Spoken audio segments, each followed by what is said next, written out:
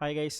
இந்த வீடியோவில் வந்து இந்த ஐடிசி பிரச்சனை தான் இப்போ பெரும் பிரச்சனையாக இருக்குது. அதனால் அந்த ஐடிசியை பற்றி நான் என்ன நினைக்கிறேன், என்னுடைய ஒப்பீனியன் என்ன, இந்த ஐடிசி கம்பெனியோடைய வேல்யூஷன் என்ன அப்படிங்கிறத ஃபண்டமெண்டல் அனலைசஸ் பேஸ்டாக நம்ம வந்து பார்க்க போகிறோம். ஸோ நம்ம வந்து ஃபண்டமெண்டல் அனலைசஸை பற்றி பேசி ரொம்ப நாள் ஆச்சு. நிறைய ட்ரேடிங் ஆக்டிவிட்டீஸில் தான் நம்ம ரொம்ப இன்வால்வ்டாக இருந்தோம். ஸோ பொதுவாக நம்மளுடைய சேனலே உங்களுக்கு தெரியும், நான் எல்லா விஷயத்தையும் டீச் பண்ணுவேன். ஏன்னா என்னுடைய நம்பிக்கை என்னென்னா, ஸ்டாக் மார்க்கெட்டில் இருக்கக்கூடிய எல்லா ஆஸ்பெக்ட்லேயும் உங்களுக்கு நாலேஜ் கரெக்டாக இருந்தால் தான் எது தப்பு, எது எந்த அளவுக்கு மாறுது, எது எந்த அளவுக்கு வந்து ஒர்க் ஆகுது அப்படிங்கிறத ஒரு தெளிவான கிளாரிட்டி வந்து கிடைக்கும். இப்போ ப்ளஸ்ஸு தெரிஞ்சால் தான் மைனஸ் தெரியும், பெருக்கல் தெரிஞ்சால் தான் வகுத்தல் உங்களால் புரிஞ்சுக்க முடியும். அப்போது ஒவ்வொரு விஷயத்துடைய ஆப்போசிட்டையும் நீங்கள் தெரிஞ்சுக்கிட்டா தான் அந்த விஷயத்தை பற்றின நேச்சரை வந்து தெளிவாக புரிஞ்சுக்க முடியும். இதுதான் நம்மளுடைய ஃபிலாசபி, சரிங்களா? சும்மா வந்து மேலோட்டமாக ஏதோ ஒன்றை மட்டும் சொல்லி கொடுத்துட்டு அப்படியே வந்து இவ்வளோ தான் ஸ்டாக் மார்க்கெட்டு, இதை பண்ணிங்கன்னா நீங்கள் சக்ஸஸ் ஆகிடலாம் அப்படின்னு சொல்கிற இது வந்து என்னுடைய ஃபிலாசபி கிடையாது. அது உண்மையும் நான் நம்பலை, ஓகேவா? இப்போது இந்த ஐடிசி கம்பெனியுடைய ஃபண்டமெண்டல் அனலைசஸை பற்றி நான் என்னுடைய ஒப்பீனியன் என்ன அப்படிங்கிறத நான் சொல்கிறேன். இது வந்து முழுக்க முழுக்க என்னுடைய ஓன் ஒப்பீனியன். என்னுடைய 12 வருஷம் நான் என்னுடைய மார்க்கெட் எக்ஸ்பீரியன்ஸில் நான் வந்து அனலைஸ் பண்ணக்கூடிய ஒப்பீனியன், ஓகேவா? இது வந்து கரெக்டாக தப்பாங்கிறது நீங்கள் உங்களுடைய நாலேஜை வச்சு நீங்கள் ஜட்ஜ் பண்ணிக்கோங்க. ஸோ இதை வந்து நீங்கள் சொல்கிறது இப்படி இருக்கலாம் அப்படி இருக்கலாம் அப்படிங்கிறது வந்து நீங்கள் சொல்ல வேண்டாம். ஏன்னா நான் ஏற்கனவே சொல்லியிருக்கேன், இது என்னுடைய பர்சனல் ஒப்பீனியன், என்னுடைய அனலைசிஸ். இப்போ வந்து பார்த்தீங்கன்னா ஐடிசி கம்பெனியை பொறுத்த வரைக்கும் இப்போ அது வந்து 315 ரூபாயில் வந்து சேல் ஆகிட்டுருக்கு, சரிங்களா? கரண்ட் மார்க்கெட் ப்ரைஸ் வந்து 315 ரூபா சேல் ஆகிட்டுருக்கு. இதோடைய ப்ராஃபிட் அண்ட் லாஸ் ஸ்டேட்மெண்ட்டுக்கு போனீங்க அப்படின்னா, இந்த இந்த வருஷம் இந்த லாஸ்ட் 12 மந்த் ட்ரெயிலிங் டேட்டான்னு சொல்லுவாங்க. இந்த லாஸ்ட் 12 மாதத்தில் இந்த கம்பெனியுடைய ஒட்டுமொத்த சேல்ஸ் வந்து 79,809 கோடி. இதோடைய ஏர்னிங் பர் ஷேர் அப்படிங்கிறது வந்து 27 ரூபா 98 பைசா. அதாவது ஒரு ஷேர் நீங்கள் 315 ரூபா கொடுத்து இந்த கம்பெனியிலேருந்து நீங்கள் வாங்குறீங்க அப்படின்னா, அந்த ஒரு ஷேர் எவ்வளோ சம்பாதிக்குது அப்படின்னா 27 ரூபா 98 பைசா சம்பாதிக்குது. அதாவது 300 ரூபா நீங்கள் கொடுத்து ஒரு பொருளை வாங்குறீங்க, அந்த பொருள் உங்களுக்கு வருஷத்துக்கு 27 ரூபா சம்பாரிச்சு கொடுக்குது அப்படிங்கிறது தான் இப்போதைக்கு இருக்கக்கூடிய கணக்கு, ஓகேவா? இப்போது இது வந்து டோட்டலாக நெட் ப்ராஃபிட் எவ்வளவோ அதை டிவைடட் பை நம்பர் ஆஃப் ஷேர்ஸால் டிவைட் பண்ணால் உங்களுக்கு இபிஎஸ் கிடச்சிரும். அவ்வளோதான் வந்து இதோடைய லாஜிக்கு. பெருசாலாம் ஒன்றும் காம்ப்ளிகேட் கிடையாது. நீங்கள் ஒரு 10,000 ரூபா சம்பாதிக்கிறீங்க அப்படின்னா மாதத்துக்கு அதை டிவைடட் பை 30 நாள் போட்டிங்கன்னா எவ்வளோ, ஒரு நாளைக்கு எவ்வளோ சம்பாதிக்கிறீங்கிறது தெரிஞ்சிடும். அதே தான் இங்கேயும் நெட் ப்ராஃபிட் வந்து 35,000 கோடியை divided by total number of shares போட்டாங்கன்னா ஒரு ஷேருக்கு எவ்வளோ சம்பாதிக்கும். ஏன்னா ஒரு ஷேராக தானே நம்ம எல்லாமே பேசுகிறோம். இப்போ நீங்கள் ஐடிசி போய் வாங்கும்போது ஒரு ஷேராக தான் நீங்கள் வாங்குறீங்க இல்லையா? ஒரு ஷேர் தான் 315 ரூபான்னு சொல்கிறோம். அப்போ எல்லாத்தையும் ஒரு ஷேருக்கு கனெக்ட் பண்ணிட்டோம்னா அது எத்தனை ரூபா அப்படிங்கிறத ஈஸியாக தெரிஞ்சுக்கிறதுக்கு புரிஞ்சுக்கிறதுக்கும் ஈஸியாக இருக்கும். அதனால் வந்து இந்த மாதிரி கொடுத்துருக்காங்க. இந்த ஏர்னிங் பர் ஷேர் அப்படிங்கிறது தான் இபிஎஸ். ஸோ இது வந்து 27 ரூபா 98 பைசா இப்போ இருக்குது, ரைட்? இப்போ வந்து பார்த்தீங்கன்னா இந்த கம்பெனியுடைய நேச்சர் என்ன அப்படின்னு கேட்டிங்கன்னா, இந்தியன் டொபாக்கோ கார்பரேஷன் அப்படிங்கிறதா இந்த கம்பெனியோட பேர் ஐடிசி. இப்போ இது வந்து சிகரெட் பிஸ்னஸில் வந்து இந்த கம்பெனி வந்து நல்லா சம்பாரிச்சிருக்காங்க. இப்போ வந்து அவங்களுக்கு வந்து சிகரெட் லைசன்ஸ் யாருமே வேறு கம்பெனிஸ் கொடுக்க முடியாது அப்படிங்கிறதுனால இந்த கம்பெனி வந்து ஒரு நேச்சுரலாக ஒரு மோட் இருக்குது. இவங்க தான் தயாரிக்கிறாங்க, இவங்க தான் விற்கிறாங்க. அப்படிங்கும்போது இவங்களுக்கு வந்து ஒரு மோட் இருக்குது. இப்போது எக்ஸாம்பிளுக்கு தமிழ்நாடு பூரா வந்து மணல் கான்ட்ராக்ட் வந்து உங்களுக்கு கொடுத்துட்டாங்க, மணல் அள்ளுறது நீங்கள் தான் அள்ளணும் அப்படின்னு சொன்னாங்கன்னா என்ன ஆகும்? நீங்கள் தான் பெரிய பணக்காரனாக இருப்பீங்க. ஸோ அதுதான் லாஜிக்கு. இது வந்து நேச்சுரலாக எக்கனாமிக்கலாக என்ன ஆகும்? நீங்கள் மணல் அள்ளுறது தப்பு தான், ஆனால் வந்து நான் என்னென்னா ஒரு எக்ஸாம்பிளுக்காக சொல்கிறேன். ஏன்னா வேறு யாருமே அந்த பிஸ்னஸ்குள்ளே நுழைய முடியாது, நீங்கள் தான் பண்ணணும். அப்படிங்கும்போது அப்போது ஆட்டோமேட்டிக்காக உங்களுக்கு அந்த ப்ராஃபிட் மார்ஜினும் சரி, க்ரோத்தும் சரி பக்காவாக இருக்கும். அதுதான் வந்து இந்த கம்பெனியுடைய ஒரு மிகப்பெரிய அட்வான்டேஜாக இப்போ வரைக்கும் இருக்குது, ரைட்டுங்களா? இப்போ சிகரெட்டோடைய டேக்ஸ் இன்க்ரீஸ் பண்ணுறாங்க, அதனால் சேல்ஸ் கம்மியாயிரும். அதெல்லாம் வந்து நிறையா இது இருக்குது. மெயினாக வந்து இன்னொரு பிஸ்னஸ் வந்து இவங்களுடைய பிஸ்னஸ் அப்படிங்கிறது எஃப்எம்சிஜி. அதாவது வந்து நீங்கள் சாப்பிடக்கூடிய சூப்பர் மார்க்கெட்டில் பார்க்கக்கூடிய முக்கால்வாசி பிஸ்கட்லேருந்து நிறைய சின்ன சின்ன ஷாம்பு, சோப்பு எல்லா நிறைய ப்ராடக்ட் வந்து பார்த்திங்கன்னா எஃப்எம்சிஜி, ஃபாஸ்ட் மூவிங் கன்சியூமர் கூடு. டெய்லியும் வந்து நம்ம யூஸ் பண்ணக்கூடிய உணவுப் பொருட்கள்லேருந்து யூஸ் பண்ணக்கூடிய பர்சனல் கேர் வரைக்கும் நிறைய ப்ராடக்ட்ஸ் இவங்களுடைய மேனுஃபேக்சரிங் பண்ணி சேல் பண்ணுறாங்க, ஓகேவா? இதுதான் வந்து பேசிக்காக இவங்க பண்ணக்கூடிய business.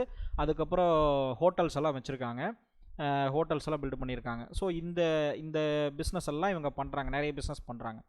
So first of all பார்த்தீங்கன்னா இன்றைக்கி இருக்கக்கூடிய இந்த 27 ரூபா சம்பாதிக்குது இந்த ஒரு கம்பெனி வந்து ஒரு ஷேருக்கு 27 ரூபா சம்பாதிக்குதுன்னா நம்மளுடைய வேல்யூஷன் படி இந்த கம்பெனி வந்து எவ்வளோ ரூபா இது அண்டர் வேல்யூடாக இருக்கா, ஓவர் வேல்யூடாக இருக்கா அப்படிங்கிறத நான் சொல்கிறேன்.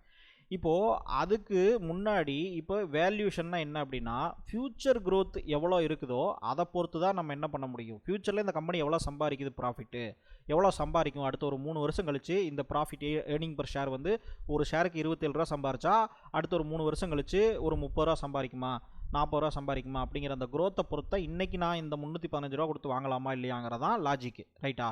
அப்போது அது நான் எப்படி கொடுத்து வாங்கலாங்கிறத ஃப்யூச்சரில் நான் இது என்ன சம்பாதிக்குமோ அதை பொறுத்து தான் நான் கால்குலேட் பண்ண முடியும். அப்போது இந்த காம்பவுண்டிங் ப்ராஃபிட் growthன்னு இருக்கு இல்லையா, இது வந்து ரொம்ப கம்மி தான். 5% தான் ப்ராஃபிட் growth ஆகிருக்குது லாஸ்ட்டு 12 மந்தில். 3 வருஷத்தில் பார்த்தீங்கன்னா வெறும் 9% தான் காம்பவுண்டிங் growth ஆகிருக்குது.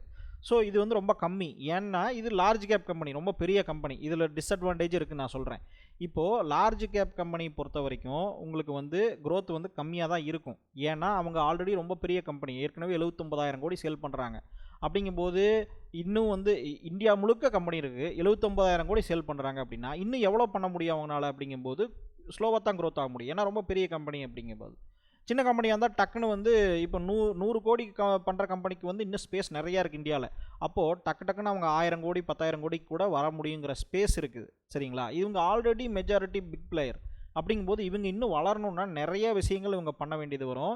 அதனால தான் அட்ஜஸ்ட் மார்க்கெட்டில் என்ட்ரி ஆகுறாங்க. அதாவது வந்து குறிப்பிட்ட லெவலுக்கு மேலே வளர முடியலன்னா அதுக்கு உண்டான லாஜிக் ஒரு சின்ன கதை நான் சொல்கிறேன். இப்போ வந்து வேல்யூஷன் என்னங்கிறத நம்ம பார்த்துருவோம். இப்போ வந்து 27.98 ரூபா வந்து இப்போது கரண்ட் ஏர்னிங் பர் ஷேர் அப்படின்னா, நான் என்னுடைய வேல்யூஷன் மாடல் நான் வந்து பில்டு பண்ணி வச்சுருக்கேன். நான் இதை வந்து செக் பண்ணி தான் நான் வந்து எது இருந்தாலும் இன்வெஸ்ட் பண்ணுவேன். லாங் டேர்ம் அப்படிங்கிறது ஸ்டாக் வந்து அண்டர் வேல்யூடோ ஓவர் வேல்யூடாங்கிறது. இப்போ வந்து இந்த growth வந்து பார்த்திங்கன்னா வெறும் 5%ன்னே வச்சுக்கோங்க. அதாவது அடுத்து இன்னொரு 2-3 வருஷத்துக்கு கூட 5% தான் இது க்ரோ ஆகுது, 5% தான் ஏர்னிங் பர் ஷேர், அதாவது நெட் ப்ராஃபிட் வந்து growth இருக்குன்னு வச்சுக்குவோம். பிஇ ரேஷியோ வந்து பார்த்திங்கன்னா 30 டெர்மினல் வந்து ஒரு 3 வருஷம் கழிச்சு 30 ரூபா பிஇ ரேஷியோ இருக்கும் அப்படிங்கிற டெர்மினல் வேல்யூ கொடுக்குறேன். ஏன் அப்படி நான் கொடுக்குறேன் அப்படின்னா, ஐடிசி நீங்கள் எடுத்துக்கிட்டீங்க அப்படின்னா அதோட பியர் கம்பேரிசன், அதாவது வந்து இந்துஸ்தான் யூனிலிவர் எஃப்எம்சிஜியில் இருக்கிறதெல்லாம் பார்த்தீங்கன்னா இருக்கிறதுலே லோயஸ்ட் வந்து 30. இந்த கோதாவரி பயோ ரெஃப்னு இருக்குது. நான் என்ன சொல்கிறேன்னா பொதுவாக வந்து ஆவரேஜ் பிஇ ரேஷியோ எடுக்கலாம், அதில் வந்து 43 இருக்குது. நான் அதை விட கம்மியாக எடுத்திருக்கேன், கன்சர்வேட்டிவாக கால்குலேட் பண்ணுறேன். இருக்கிறதுலே ரொம்ப ஒஸ்ட்டான நம்பர்ஸ் கொடுத்தாலும் என்ன நிலமையில் இருக்கும் அப்படிங்கிறத கால்குலேட் பண்ணுறேன். அப்போது டெர்மினல் பிஇ வந்து எண்டில் வந்து ஒரு 30 ரூபா தான் இருக்குது அப்படின்னு வச்சுக்கோங்க. இப்போ வந்து ஐடிசி வந்து 19 ரூபா இருக்குது. ஸோ இந்த கால்குலேஷனும் எடுக்கலாம். 19 ரூபாய்ங்கிறது 19 டைம்ஸாகவே இருக்குதுன்னு கூட வச்சுக்குவோம். இருந்தாலும் growth ரேட்டை பொறுத்த வரைக்கும் ஒரு 30 ரூபாங்கிறது எஃப்எம்சிஜியில் வந்து ஒரு ஸ்டாண்டர்டான growth rate, PE ratio, PE multiples. So அதனால் 30 ரூபா நான் கொடுக்குறேன் அப்படின்னு வச்சுக்கிட்டிங்கன்னா 30 ரூபா வந்து பிஇ ரேஷியோ நான் கொடுக்குறேன். நான் வந்து வருஷத்துக்கு 15% ரிட்டர்ன் எதிர்பார்க்குறேன். அதனால் 15%ல் டிஸ்கவுண்ட் பண்ணி ஆகணும். நான் இன்றைக்கி வந்து அண்டர் வேல்யூடாக இருக்கா ஓவர் வேல்யூடாக இருக்குன்னா 15% டிஸ்கவுண்ட் ஆகும், அது 15% நான் கொடுக்குறேன் ரிட்டர்ன். ஸோ லேட்டஸ்ட்டாக வந்து பார்த்தீங்கன்னா ஏர்னிங் பர் ஷேர் வந்து இது எவ்வளோ, 27 ரூபா, வருஷத்துக்கு 27.98 ரூபா, சரிங்களா?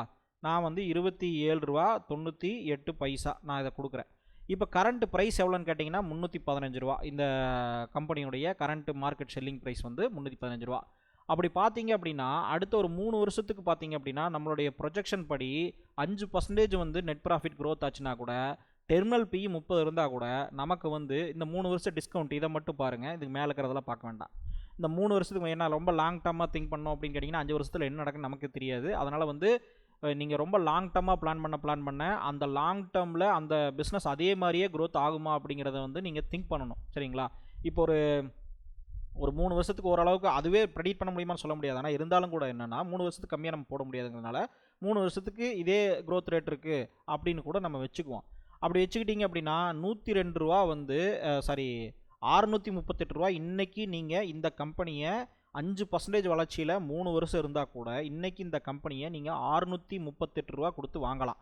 ஒரு அப்ராக்சிமேட்டாக ஒரு 630 ரூபா கொடுத்து வாங்கலாங்கிறது வேல்யூஷன் ஜட்ஜிங் வருதுன்னு வச்சுக்கோங்க. அப்போது இன்றைக்கி எவ்வளோ விற்றுட்டுருக்கு, 315. அப்போ கிட்டத்தட்ட பாதிக்கு பாதி என்ன ஆகுது உங்களுக்கு, இந்த கம்பெனி வந்து மார்ஜின் ஆஃப் சேஃப்டி 50% டிஸ்கவுண்ட்டில் விற்றுட்டுருக்கு அப்படிங்கிறது கான்செப்ட், ஓகேவா? அப்போது 50% வந்து அதோடைய ஒரிஜினல் இன்ட்ரின்சிக் வேல்யூலேருந்து 50% கீழே விற்றுட்டுருக்கு அப்படின்னா இது வந்து ஒரு பெஸ்ட் அக்யூமுலேஷன் அப்படின்னு நம்ம சொல்லுவோம், ஓகேவா? ஆனால் ஃபியூச்சர் growth ரேட் இதே தான் இருக்கும்னு நீங்கள் எப்படி கணிக்கிறீங்க அப்படின்னு நீங்கள் கேட்கலாம். நான் என்ன சொல்கிறேன்னா ஃபியூச்சர் growth ரேட் அப்படிங்கிறது வந்து நீங்கள் அதை கணிக்கிறதுல தான் வந்து உங்களுக்கு மேட்ரே இருக்குது. ஏன்னா இதில் நான் நம்பரை மாற்றினேன், 15%ன்னு கொடுத்தேன், 2%ன்னு கொடுத்தேன் அப்படின்னா எனக்கு வந்து நம்பரே மாறிடும். சரிங்களா, வேல்யூஷனே மாறிடும். ஃபார் எக்ஸாம்பிளுக்கு இனிமேல் சிகரெட்டுடைய டேக்ஸ் இன்க்ரீஸ் ஆகுது, சேல்ஸ் கம்மி. சேல்ஸ் வந்து பொதுவாக பொறுத்துங்க, அதாவது அடிக்ஷன் மெட்டீரியல் ஆல்கஹால் ஆகட்டும், சிகரெட் ஆகட்டும், இதெல்லாம் வந்து ப்ரைஸ் இன்க்ரீஸ் ஆகுதுங்கிறதுக்காக சேல்ஸ் கம்மியாயிரும் நம்ம சொல்ல முடியாது. கொஞ்சம் இம்பேக்ட் இருக்கலாம், ஆனால் வந்து சேல்ஸ் கம்மியாயிரும்னு சொல்ல முடியாது. ஏன்னா ப்ரைஸ் இன்க்ரீஸ் ஆகும்போது அதோடைய மார்ஜின், அதோடைய ப்ராஃபிட் அதே சேம் தான் இருக்கும். ஏன்னா சேல்ஸ் கம்மியானாலும் சேம் தான் இருக்கும். ரைட்டுங்களா? இப்போ 100 ரூபாய்க்கு ஒரு பொருளை வாங்கி 120 ரூபாய்க்கு ஒருத்தன் விற்கிறான், ரைட்டா? ஆனால் 1000 பொருள் விற்கிறான் அப்படின்னா, இப்போ சேல்ஸ் கம்மியாகுதுன்னா 800 பொருள் தான் விற்கிதுன்னா, ஆனால் அந்த இடத்துல 100 ரூபாய்க்கு வாங்கி 130 ரூபாய்க்கு விற்கிறதுனா ப்ரைஸ் இன்க்ரீஸ் ஆயிடுச்சுன்னா ஆட்டோமேட்டிக்காக சேம் ரிசல்ட் தான் வரும், ரைட்டா? ஸோ அதனால் வந்து என்ன சொல்கிறேன்னா, ஒஸ்ட் கேஸ் சினாரியோவில் ஒரு 3% தான் க்ரோத் இருக்குன்னு வைங்க. 3% க்ரோத் இருந்தால் கூட அது 603 ரூபா வந்து இன்றைக்கி இன்ட்ரின்சிக் வேல்யூ காமிக்குது. கிட்டத்தட்ட ஒரு 90%, அதாவது 50% மார்ஜின் ஆஃப் சேஃப்டி இருந்தாலே பெஸ்ட்டாக நம்ம அக்யூமுலேட் பண்ண முடியுங்கிறத நம்ம இன்வெஸ்டராக ஒரு லாங் டேர்மில் நம்ம திங்க் பண்ணுவோம். ஆனால் இது வந்து 90% மார்ஜின் ஆஃப் சேஃப்டி இருக்குது. அப்போ நல்ல இன்வெஸ்ட்மெண்ட்டா அப்படின்னு கேட்டிங்கன்னா, பேஸ்டான் இந்த வேல்யூஷனை படியும், பேஸ்டான் நம்மளுடைய ஜட்ஜ்மெண்ட் படியும், இது வந்து நல்ல இன்வெஸ்ட்மெண்ட் தான். இன்றைக்கி வந்து அக்யூமுலேட் பண்ணுறதுக்கு உண்டான எல்லா வேலையும் இன்வெஸ்டர் பார்த்துட்டு இருப்பாங்க. ஸோ பொட்டன்ஷியல் இருக்குது, ஓகேவா? அப்போது இதை வாங்கிடலாமா அப்படின்னு கேட்டிங்கன்னா, இதுக்கப்புறம் ஒரு சில கேள்விகள் இருக்குது. ஏன்னா நான் பொதுவாகவே லார்ஜ் கேப் கம்பெனிஸில் இன்வெஸ்ட் பண்ணும்போது நான் வந்து I am not a fan of large cap companies. நான் லார்ஜ் கேப் கம்பெனிஸ், பெரிய கம்பெனிஸை வந்து பெருசாக நான் ஃபேன் கிடையாது. ஏன்னா அவங்களுடைய க்ரோத் ரொம்ப ரொம்ப கம்மியாக இருக்கும், க்ரோத் ஒஸ்ட்டாக இருக்கும், இல்லைனா க்ரோத் வந்து ஸ்டாக்னண்ட்டாக இருக்கும். அப்போ வந்து வேல்யூஷன் வந்து இதாக இருக்கும், ஆனால் சேஃப்டி இருக்கும், அவ்வளோதான் வித்தியாசம். ஸோ சேஃப்டி பார்க்குறவங்க லார்ஜ் கேப் கம்பெனி, நம்ம க்ரோத்து பார்க்குறோம், நமக்கு ரிட்டர்ன் ஜாஸ்தியாக வேணும் அப்படிங்கும்போது நம்ம வந்து வேறு மாதிரி திங்க் பண்ணுறோம். இந்த இடத்துல ஓகே பெஸ்ட்டு ப்ரைஸாக இருக்குது, எல்லாமே இருக்குது. அப்போது ஃப்யூச்சரில் வரக்கூடிய க்ரோத் ரேட் நான் இவ்வளோ கொடுத்தேன் அப்படின்னா எனக்கு இவ்வளோ வருது அப்படின்னா, நம்ம இப்போ ஒஸ்ட் கேஸாக தான் கொடுத்துருக்கோம். லாஸ்ட்டாக 5% க்ரோத் ஆயிருக்கு. இனிமேல் ஃப்யூச்சரில் வந்து 2% கட் ஆனால் கூட 3% க்ரோத் போட்டால் கூட 600 ரூபா வருது. இன்றைக்கி 350 ரூபா தான் விற்றுட்டுருக்குது, அப்படி 315 ரூபா தான் விற்றுட்டுருக்கு. பெஸ்ட் அக்யூமுலேஷன் ப்ராசஸ்ன்னு சொல்கிறோம். ஸோ இருந்தாலும் இன்னும் ஒரு கேள்வி, இன்னும் ஒரு சில எக்ஸ்ப்ளனேஷன் கொடுக்குறேன். இப்போது இந்த சேல்ஸ் பார்த்தீங்கன்னா 79,000 கோடி இருக்குது. பொதுவாகவே வந்து இந்த இந்த கம்பெனிஸெல்லாம் வந்து பார்த்திங்கன்னா லார்ஜ் கேப் கம்பெனிஸுங்கிறது இப்போ இந்தியாவில் ஐடிசி இல்லாத இடமும் கிடையாது. இந்தியாவில் ஐடிசி இன்னும் வந்து நார்த் இந்தியாவில் இருக்குது, இன்னும் சவுத் இந்தியாவில் எக்ஸ்பெண்ட் பண்ணணும், இன்னும் சவுத் இந்தியாவில் தான் மட்டும்தான் இருக்குது, இன்னும் வந்து 2 ஊரில் இல்லை, அங்கே வந்து நான் புதுசாக பிஸ்னஸ் ஆரம்பிப்பேன் அப்படியெல்லாம் ஒன்றுமே கிடையாது. இவங்க ஆல்ரெடி இந்தியா முழுக்க இருக்காங்க. மெஜாரிட்டி மார்க்கெட் ஷேர் இவங்க தான் வச்சுருக்காங்க, ஓகேவா? இது வந்து சிகரெட்டில். இப்போது இது எஃப்எம்சிஜி சேர்த்து தான் பண்ணுறாங்க. அப்படிங்கிறதுனால எஃப்எம்சிஜி கம்பெனியை நம்ம பியர் கம்பெனி எடுத்துக்கிட்டோம்னா டாப் லெவல் இருக்கிறதுலேயே ஹையஸ்ட் மார்க்கெட் கேபிட்டலைசேஷன் உள்ள கம்பெனி வந்து இந்துஸ்தான் யூனிலீவர், சரிங்களா? இந்துஸ்தான் யூனிலீவருடைய ஒரு ப்ராஃபிட் அண்ட் லாஸ் ஸ்டேட்மெண்ட் பார்த்தீங்கன்னா ஹையஸ்ட்டாக அவங்க பண்ண சேல்ஸே 64,000 கோடி. இவங்க வந்து சிகரெட் பண்ணுறதில்ல நினைக்கிறேன், இவங்க சிகரெட் பிஸ்னஸ் கிடையாது. இவங்க வந்து full and full FMCG comparatively highest brand value நிறையா வந்து வச்சுருக்காங்க. இந்துஸ்தான் யூனிலீவர் தான் வச்சுருக்காங்க. இவங்களும் பாருங்கள் 5% க்ரோத், 2% க்ரோத், இவ்வளோ தான் ஆவாங்க, ரைட்டா? இப்போது நான் என்ன சொல்கிறேன்னா, 64,000 கோடி ஹையஸ்ட் மார்க்கெட் கேபிட்டலைசேஷன் இருக்கக்கூடிய கம்பெனியை 64,000 கோடி தான் சேல் பண்ணுறாங்க, ரைட்டா? இப்போ ஐடிசி உடைய சேல்ஸ் வந்து பார்த்திங்கன்னா 79,000 கோடி சேல் பண்ணிகிட்டு இருக்காங்க. சேல்ஸ் அதை விட ஜாஸ்தி. இப்போது எக்ஸாம்பிளுக்கு நான் உங்களுக்கு ஒரு சின்ன கதை சொல்கிறேன். இப்போ நீலகிரி மாதிரி, ஊட்டி மாதிரி ஏதாவது ஒரு மலை பிரதேசங்கள் எடுத்துக்கங்க. அங்கே வந்து ஒரு கிராமம் இருக்குதுன்னு வச்சுக்கோங்க. ஒரு 10,000 குடும்பம் இருக்குது, சரி 10,000 பாப்புலேஷன் இருக்குது. அந்த கிராமம் வந்து தனியாக இருக்குது. அதிலிருந்து நீங்கள் எந்த ஒரு பொருள் வாங்கணும், டவுனுக்கு வரணும் அப்படின்னாலுமே ஒரு 50 கிலோமீட்டர் 100 கிலோமீட்டர் வரணும் அப்படிங்கிற மாதிரி இருக்குது. அப்போது அந்த கிராமம் வந்து ஒரு ஐசோலேட்டட், சரிங்களா? கிட்டத்தட்ட ஒரு ரொம்ப தூரம் போகணும் வேலை எதுன்னு வாங்கினாலும். அப்போது 10,000 குடும்பம் இருக்கக்கூடிய, 10,000 பாப்புலேஷன் இருக்கக்கூடிய இந்த கிராமத்துக்கு வந்து பார்த்திங்கன்னா ஒரு 5 மளிகை கடை இருக்குன்னு வச்சுக்குவோம் எக்ஸாம்பிளுக்கு. இந்த 5 மளிகை கடையில் ஒரு கடை பேர் ஐடிசி, சரிங்களா? அப்படின்னே வச்சுக்கோங்க, ஐடிசின்னே வச்சுக்கோங்க. இப்போது இந்த மளிகை கடை வந்து எவ்வளோ அதிகபட்சமாக சம்பாதிக்க முடியும்னு நீங்கள் நினைக்கிறீங்க? இப்போது எக்ஸாம்பிளுக்கு இந்த 10,000 பாப்புலேஷனில் ஒரு குடும்பத்துக்கு 4 பேருன்னு மினிமம் நீங்கள் ஆவரேஜாக வச்சுக்கோங்க ஒரு குத்து மதிப்பாக. அப்போது எத்தனை குடும்பம் இருக்கும்? 10,000 டிவைடட் பை 4ன்னு போட்டிங்கன்னா கிட்டத்தட்ட எவ்வளோ? 2,500 ரூபா வரும். ஸோ 4ஆக பிரிக்கலாம். 10,000 4ஆக பிரிச்சிங்கன்னா 2,500. அப்போ 2,500 குடும்பமாக பார்த்தீங்கன்னா 2,500. அப்போது இந்த 2,500 குடும்பங்கள் ஒரு மாதத்துக்கு மினிமம் 5,000 ரூபாய்க்கு பொருள் வாங்குதுன்னு வச்சுக்கோங்க. 5,000 ரூபாய்க்கு பொருளுடைய தேவைகள் இருக்குது அப்படின்னா 5,000 இன்ட்டு 2,500 எவ்வளோ வரும்? கால்குலேட்டர் எடுத்து போடுங்க. 5,000 இன்ட்டு 2,500 அப்படின்னு நம்ம எடுத்துக்கிட்டோம் அப்படின்னா 5,000 ருபீஸ்க்கு பர்ச்சேஸ் பண்ணுறாங்க. இன்ட்டு 2500 குடும்பங்கள் அப்படின்னு வச்சுக்கிட்டோம்னா கிட்டத்தட்ட 1 10 100 1000 10,000 லட்சம் 10 லட்சம் கோடி. ஸோ 1,25,00,000 இவங்களுக்கு வந்து டோட்டலாக இந்த கிராமத்துடைய மார்க்கெட் வேல்யூ ஃபார் எஃப்எம்சிஜி பிஸ்னஸ்ன்னு வச்சுக்குவோம். 1,25,00,000க்கு டிவைடட் பை 5 காம்படிட்டர் ஈக்குவலாக வெயிட்டேஜ் கொடுப்போம். 5 காம்படிட்டர் ஈக்குவலாக வெயிட்டேஜ் கொடுப்போம். 5 மளிகை கடை இருக்குன்னு வச்சுக்குவோம். அப்போ கிட்டத்தட்ட எவ்வளோ இருக்குது? 25 லட்சம் வருதுன்னு நினைக்கிறேன். 1 10 100 1000 10,000 லட்சம் 10 லட்சம் 25 லட்சம். ஸோ 25 லட்சம் ரூபா வந்து ஒரு மளிகை கடையுடைய மாதம் எதிர்பார்க்கக்கூடிய எல்லாம் ஈக்குவலாக ஸ்ப்ளிட் ஆகுதுன்னு வச்சுங்க. அதாவது இந்த 2500 குடும்பமும் ஈக்குவலாக ஸ்ப்ளிட் ஆகுது அப்படின்னா ஈக்குவல் வெயிட்டேஜ், ஏன்னா ஒரு கடையில் ஜாஸ்தியாக சேல் ஆகும், ஒரு கடையில் கம்மியாக சேல் ஆகுதுன்னே கூட வச்சுக்கோங்க. அப்படி கூட இல்லாமல் ஈக்குவலாகவே சேல் ஆகுதுன்னு வச்சுக்கிட்டிங்கன்னா கூட ஒரு கடைக்கு வந்து மாதம் 25 லட்சம் ரூபா வந்து என்ன ஆகும், சேல்ஸ் நடக்கிறதுக்கு உண்டான வாய்ப்புகள் இருக்குது. ஏன்னா இவங்களுடைய ஹையஸ்ட் பொட்டன்ஷியல் இந்த கிராமத்தில் இருக்குது அப்படின்னு. இதில் இந்த ஐடிசிங்கிற மளிகை கடை இருக்குது இல்லைங்களா, இந்த ஐடிசிங்கிற மளிகை கடை இருக்கிறதுலே அதிகமாக சேல்ஸ் பண்ணுது. அப்போ மற்ற காம்படிட்டர்ஸ்க்கு கம்மியாக சேல் ஆகுதுன்னு வச்சுக்கோங்க. ஏன்னா இவங்க தான் இருக்கிறதுலையே மார்க்கெட் லீடர் அப்படின்னா. ஸோ 25 லட்சத்துக்கு 50 லட்சம் பண்ணுறாங்க. மீதி இருக்கிற 50 லட்சம் தான், மீதி இருக்கிற ஒரு ஷேர்ஸை தான் வந்து மற்றவங்க பிரிச்சுக்கிறாங்கன்னு வைங்க. மற்றவங்க வந்து பிரிச்சுக்கிறாங்க. அதுலேயும் முன்ன பின்ன மாறி இருக்கும் ஒவ்வொருத்தருக்கு.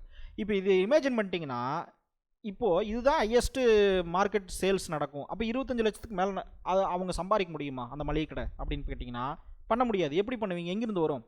மளிகை கடை வச்சுருக்கீங்க, ஒரு குடும்பத்துக்கு 5000 எக்ஸ்ட்ராவாக ஏதாவது ஒரு திருவிழா அந்த மாதிரி ஏதாவது வந்துச்சுன்னா கொஞ்சம் எக்ஸ்ட்ரா சேல்ஸ் ஆகும். அது 30 லட்சம்னு கூட வச்சுக்கோங்க. அப்போ 30 லட்சத்துக்கு மேலே இது சேல்ஸே பண்ண முடியாது மாதத்துக்கு அப்படிங்கிறதா அந்த மளிகை கடையுடைய விதி. ஏன்னா அது ஒரு பவுண்ட்ரிக்குள்ளே இருக்குது. அந்த இடத்துல பாப்புலேஷன் அவ்வளோதான், ஹையஸ்ட் மார்க்கெட் ஷேர் அவ்வளோதான். அப்படிங்கும்போது இது வந்து எக்ஸ்ட்ராவாக க்ரோ ஆகும்னு சொன்னால் எப்படி க்ரோ ஆகும், எந்த இடத்துல க்ரோ ஆகும், அந்த கொஷின் வருது சரிங்களா அந்த மளிகை கடையில். ஸோ அப்போ என்ன பண்ணுறாங்க அப்படின்னா, வேறு வழி இல்லை, நீங்கள் அந்த ஐடிசிங்கிற மளிகை கடையில் நீங்கள் தான் ஒரு பார்ட்னர், நீங்கள் தான் வந்து இன்வெஸ்ட்மெண்ட் அவங்களுக்கு கொடுத்துருக்கீங்க. அப்போ நீங்கள் கேட்பீங்க, என்ன எவ்வளோதான் சேல் ஆகுதா, இதுக்கு மேலே க்ரோத் ஆக முடியாதா, இது க்ரோத் பண்ணு, எனக்கு அதெல்லாம் தெரியாதுன்னு நீங்கள் மேனேஜ்மெண்ட்டில் சொல்கிறீங்க. நான் இன்வெஸ்டராக இருக்கேன், இல்லைனா ஷேர்ஸை விற்றுட்டு நான் வேறு எங்கேயாவது போயிடுவேன் அப்படின்னு நீங்கள் சொல்கிறீங்க அப்படின்னா, அப்போ அந்த மளிகை கடை என்ன பண்ணுறாங்கன்னா, சரி ஓகே மளிகை கடையில் இவ்வளோ தான் ஆப்பர்ச்சுனிட்டி, ஏன்னா இந்த இடத்துல இவ்வளோ தான் பாப்புலேஷன் இருக்குது, இந்த இடத்துல இவ்வளோ தான் விற்கும் அப்படின்னா, அதிகபட்சமாக விற்கிறது இவ்வளோ தான் விற்கும்னா, அப்போது அட்ஜசன்ட் மார்க்கெட்டில் என்ட்ரி ஆகிறாங்க. அதாவது வந்து ஒரு துணி கடை ஆரம்பிக்கலாம். ஏன்னா அங்கே இருக்கிற கிராமத்துக்கு அந்த 10,000 பேர்த்துக்கு கண்டிப்பாக துணி வாங்கணுன்னாலும் ரொம்ப தூரம் போகணும். அப்போ துணி கடை ஆரம்பிக்கலாம் அப்படின்னு சொல்லி துணி கடை ஒன்று ஆரம்பிக்கிறாங்க. அதுக்கப்புறம் ஒரு டீ கடை ஒன்று ஆரம்பிக்கலாங்கிறது டீ கடை. அப்போது அதெல்லாம் கம்பைன் பண்ணும்போது அந்த ரெவன்யூ க்ரோத் வந்து இருக்கும். ஏன்னா அந்தந்த ஒவ்வொரு இதுலேயுமே அதுலேயும் காம்படிட்டர் இருப்பாங்க, அதில் க்ரோத் இருக்கும்.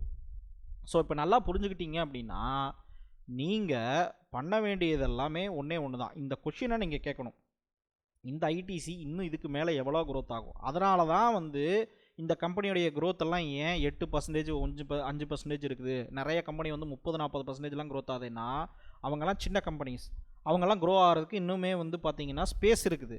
இவங்கெல்லாம் ஆல்ரெடி கேஷ் கவுன்னு சொல்லுவாங்க, இவங்க வந்து ஆல்ரெடி பெரிய கம்பெனிஸ். இதனால தான் நான் வந்து லார்ஜ் கேப்புக்கு நான் பெரிய ஃபேன் இல்லைன்னு சொல்கிறேன். பட் எனிவே இந்த ரிஸ்க் பாயிண்ட் ஆஃப் வியூவில் பார்க்கும்போது இது வந்து சேஃப்டியான கம்பெனி. ஏன்னா மோட் இருக்குது, எக்ஸ்பீரியன்ஸ் மேனேஜ்மெண்ட் இருக்குது. ஸோ அப்படிங்கும்போது உங்களுக்கு நிறையா ஆப்பர்ச்சுனிட்டி இங்கே வந்து என்ன சொல்கிறது, மோட்டில் நிறைய ஆப்பர்ச்சுனிட்டி, ஸ்ட்ரென்த்தில் ரைட்டுங்களா. இன்னும் க்ரோத் ஆகுதா இல்லையாங்கிறது ரெண்டாவது விஷயம். ஆனால் இவங்க இருக்கக்கூடிய ஸ்ட்ரென்த்தில் வளர்ந்தாலே இவங்க வந்து பெட்டர் மேனேஜ்மெண்ட் இருக்குது, எக்ஸ்பீரியன்ஸான ஆளுகள் இருப்பாங்க, நிறைய நெட்வொர்க்கு, ஏகப்பட்ட காசு இருக்குது. அப்படிங்கும்போது இவங்களுக்கு உண்டான பொட்டன்ஷியல் வந்து இன்க்ரீஸ் ஆகும். ஸோ இதுதான் வந்து பேசிக்காக ஐடிசியுடைய ஒரு அனலைசஸ். அப்போது நீங்கள் ஒரு சேஃப்டி பார்க்கக்கூடிய இன்வெஸ்டார்னா இதை வந்து நீங்கள் அக்யூமுலேட் பண்ணலாம், ஓகேவா. ஏன்னா இது அக்யூமுலேஷன் ஸ்டேஜில் தான் இருக்குது இந்த கம்பெனி. இல்லை உங்களுக்கு ஒரு வேளை க்ரோத் ரேட் இன்னும் அடிப்படுதுன்னா கூட ஒஸ்ட் கேஸ் சினாரியோவில் இந்த கம்பெனி வந்து 2% தான் க்ரோத் ஆகுதுன்னு வச்சுக்குவோம். ஏன்னா 2% க்ரோத் ஆனால் கூட இந்த கம்பெனி வந்து 580 ரூபா வரைக்கும் இதோடைய இன்ட்ரின்சிக் வேல்யூ இருக்குது. இப்போ வந்து கண்டிப்பாக 315 ரூபாய்ங்கிறது ரொம்ப கம்மி தான், ரைட்டா. அப்போ வந்து நீங்கள் அக்யூமுலேஷன் பண்ணுறதுக்கு உண்டான வாய்ப்புகள் இருக்குது, அக்யூமுலேஷன் பண்ணுறதுக்கு உண்டான சான்சஸ் வந்து நல்லாவே இருக்குது இந்த கம்பெனியில். பெஸ்ட்டு மார்ஜின் ஆஃப் சேஃப்டியில் அதுதான் ரொம்ப ரொம்ப முக்கியம். ஏன்னா நிறைய ஸ்டாக் இந்த மாதிரி பெரிய கம்பெனிஸ் இந்த மாதிரியான விலைக்கு கிடைக்காது. இப்போது நீங்கள் இதை வந்து ஒரு ப்ரூஃப் பண்ணணும் அப்படின்னு கேட்டிங்கன்னா, இப்போ எக்ஸாம்பிளுக்கு நீங்கள் இது வந்து ரொம்ப வீடியோ லென்த்தாக போகுது, அதனால் வந்து இதை ப்ரூவ் பண்ணுறது வேணால் வேறு ஒரு வீடியோவை வச்சுக்கலாம். ஏன்னா ரொம்ப பெரிய வீடியோவாக போகுது. சார்ட்டில் போயிட்டு நீங்கள் வந்து ஒரு இந்த 500 ரூபா இந்த ஸ்டாக்குடைய ப்ரைஸ் இருக்குன்னு வைங்க, இந்த 500 ரூபாயிலேருந்து ஏன் விழுந்துச்சு, இதுதான் கொஷின் வரும், ரைட்டா. இப்போ இந்த 500 ரூபா ப்ரைஸ் எப்போ இருந்தது? செப்டம்பர் 24 சரிங்களா? 2024 டைமில் 500 ரூபா பக்கமாக இருந்திருக்குது இந்த கம்பெனி. அதிலிருந்து கீழே விழுந்திருக்குது.